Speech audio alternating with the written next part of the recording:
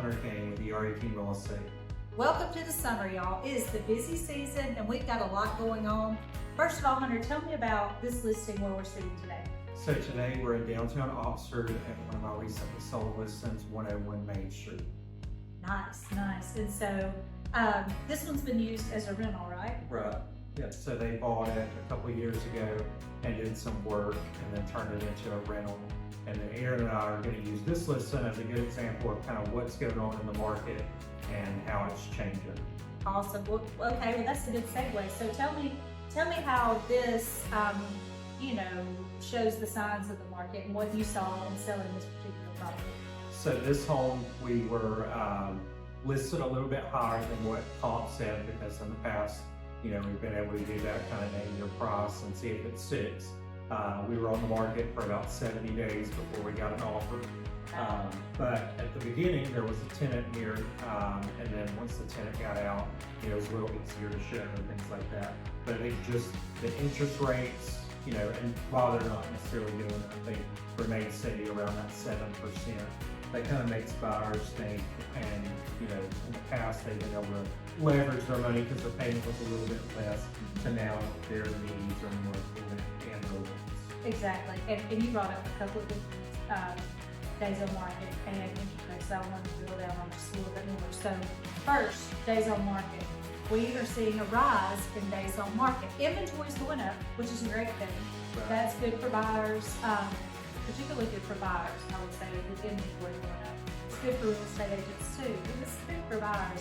So, but days on market's going up. Why do you think that is?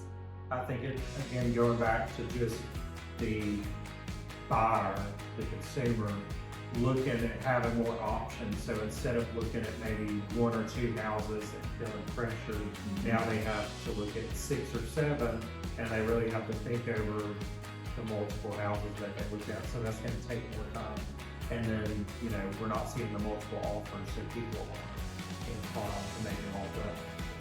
They take time to make sure it's in good hands. Yes, and I think it's less pressure on buyers, which is nice. Absolutely.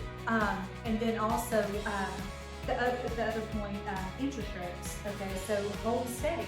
We're holding steady on interest rates. I know when we first started these videos earlier this year, we were really hopeful that by now we would have seen a significant drop in interest rates, but that's just not the case. And now the experts are saying we're probably going to be holding steady now through the year on interest rates. And while they're not terrible, No. statistically they're not terrible, but they are a new norm. Just make everybody get used to that. Yes, and I think that that was a good point too. The fact that people are accepting the fact that these are our interest rates, this is what it's going to be, and I think that has created more movement in the market, because people are like, well, I might as well go ahead and make a move because they're not changing. Right. So anyway, but still, it's still an interesting market. And I would say too, back to pricing, right now, it's just so important to price correct. Like you said, you can't name your price right now. Listen to your realtor, listen to your expert. We know how to price, and it's something we work together on with clients, obviously. But pricing right is very important. Absolutely. All right, Hunter. Anything else? I think that's it. We covered it. All right, guys. Happy July. If you're getting ready for back to school, we hope your kids are excited and you guys are having a great summer, and we'll see you again next time. Bye, everybody.